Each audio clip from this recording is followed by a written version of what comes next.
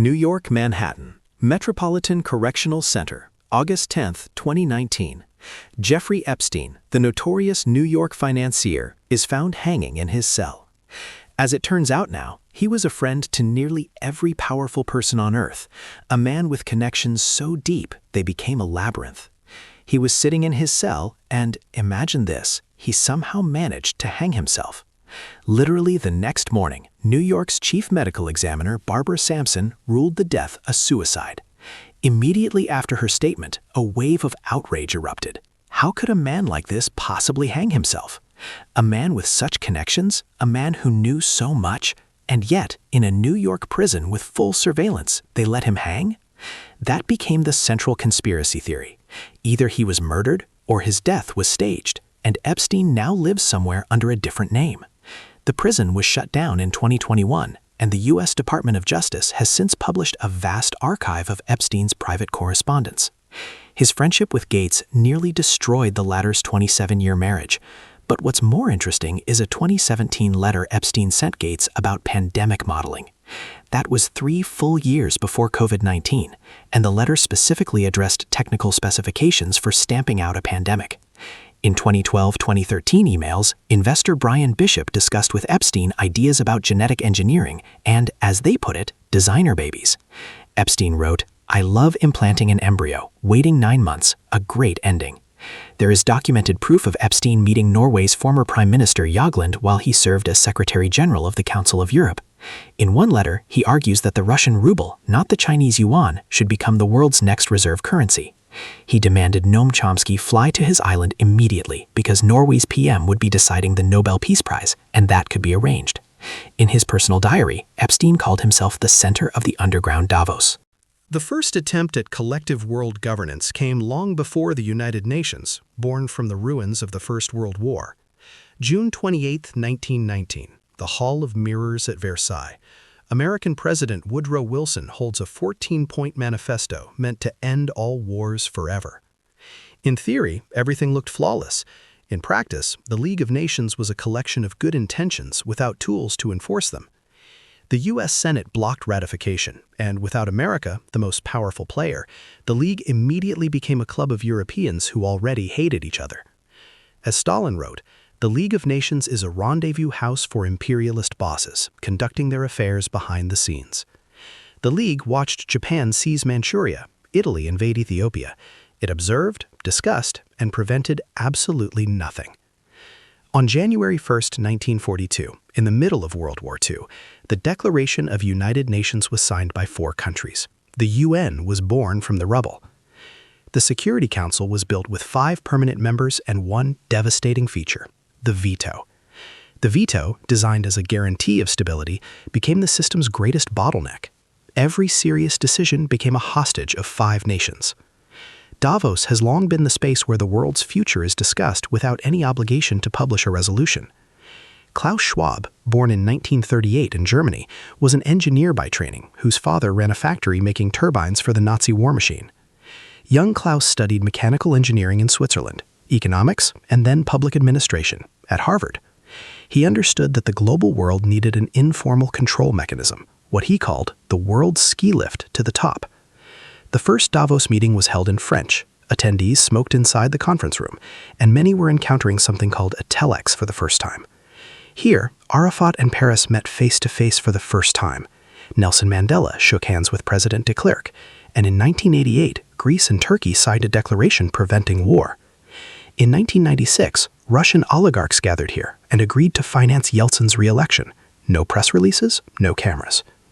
Political scientist Samuel Huntington coined the term Davos man, one who defends inclusion publicly while privately avoiding taxes and fighting antitrust law. Schwab received a salary of 1 million Swiss francs annually, petty change, plus full expense coverage, and was accused of diverting forum funds to his nephew's businesses. After COVID, Schwab released the Great Reset Manifesto. Critics screamed, "The elite wants to enslave us," as if they ever didn't. Once a year, the most powerful people on Earth gather for a few days, away from cameras, away from journalists, away from any record. The first meeting was held in 1954 in a tiny Dutch town called Oosterbeek, at an obscure hotel named Bilderberg, 90 kilometers from Amsterdam, surrounded by forest. The guest list was personally compiled by Prince Bernhard of the Netherlands, alongside the director of the CIA. The founding fathers of the club, David Rockefeller and Henry Kissinger. No published agenda, no official statements, no press. Only conversations behind closed doors, governed by the Chatham House rule. In the late 1950s, Bilderberg meetings discussed creating the European Economic Community, the prototype of the EU. In 1991, a little-known Arkansas governor named Bill Clinton was invited. 1 year later, he moved into the White House. Emmanuel Macron, nicknamed Rothschild's boy, appeared at a club session and became president of France exactly 1 year later. David Rockefeller said in 1991, "We could not have developed our plan for the world if it had been exposed in those years. The world is now ready for world government." Bilderberg is not a headquarters, it's a negotiating table, and in that sense, it's more honest than most official institutions. Skull and Bones is a secret society, headquartered in a windowless stone building at the center of Yale's campus. Locals simply call it the Tomb. Membership is available only to Yale students, and only to children of the wealthy, vouched for by current members. The initiation ritual reportedly requires the candidate to undress, lie in a coffin, and confess every sexual secret before being beaten and dragged through mud. It sounds like a scene from a stupid teen comedy, yet 2 U.S. presidents, a Secretary of State, and Supreme Court justices went through this exact ritual. The Bush family used Skull and Bones as their ancestral seat. Even grandfather Prescott was a member, and allegedly stole the skull of Apache Chief Geronimo. 150 years of Supreme Court justices, Secretaries of State, industrial titans, all shaped inside the same stone building with no windows. Before the billions, there was survival. Georg Schwartz was born in 1930 in Budapest to a prosperous Jewish family. His father escaped Russian captivity in Siberia during World War I with one guiding principle: systems break if you know how to work around them. Young Soros survived Nazi occupation of Hungary on forged documents provided by his father. The family had already changed their name. In London, he studied at the LSE under philosopher Karl Popper, whose book The Open Society and Its Enemies became Soros's personal Bible. In 1969, he launched his first hedge fund and began stunning everyone with his uncanny ability to predict geopolitical shifts. In autumn 1992, he shorted the British pound sterling and earned $1 billion in a single day, forever known as Black Wednesday. Soros concluded early, money is not just a tool for wealth, it is a mechanism for reshaping society. Since the early 1980s, he has built the Open Society Foundations, pouring over $3 billion in 120 countries under the banner of democracy and human rights. In 1994, a reporter accompanying Soros in Eastern Europe noted he had breakfast with the president of Moldova, dinner with the president of Bulgaria, and skipped the Romanian leader. Not enough time. At 95 years old, with $8 billion in personal assets, he remains the figure who bends the arc of history and makes no apology for it. His name left the world of technology long ago. For some, he is a savior guru, for others, the symbol of global chipping and population control.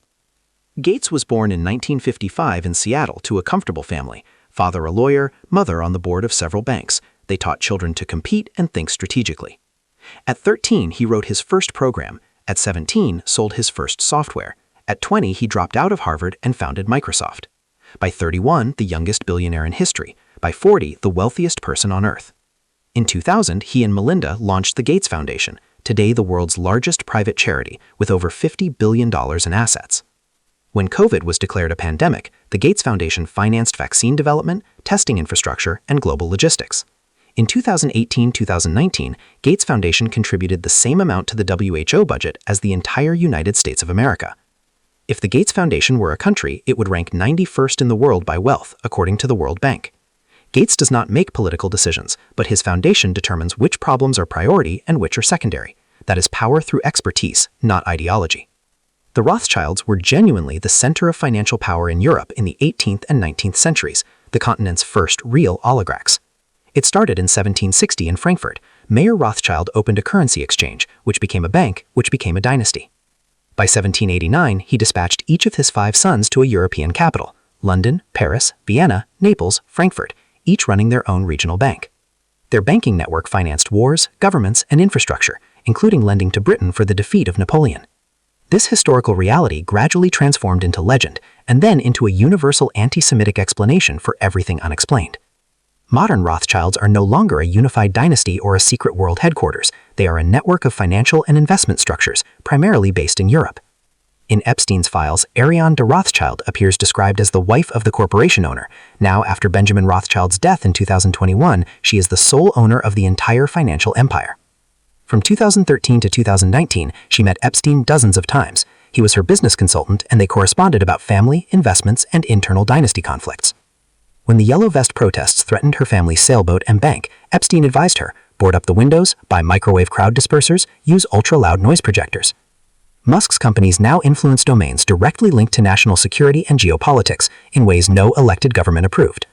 SpaceX handles a significant portion of commercial and government satellite launches, decisions made not by Washington, but by one man. Starlink operates not just as independent internet, but as civilian and military communications, especially and primarily in active war zones. Decisions about expanding, restricting, or modifying that network's access are made not by any government, but personally by Elon Musk. Tesla sets electric mobility standards that national regulators are then forced to adopt, the private sector writing public policy. He doesn't want to be part of a world government, he wants to be the one who shapes it. In declassified Epstein files, emails from 2012-2013 discussed a planned visit by Musk to Little St. James Island. Musk wrote, "Are there any parties planned? I want to attend one after Christmas." Musk denied he ever visited, claiming it was Epstein who pressured him to come, not the other way around. In 2026, all of this becomes visible in real time.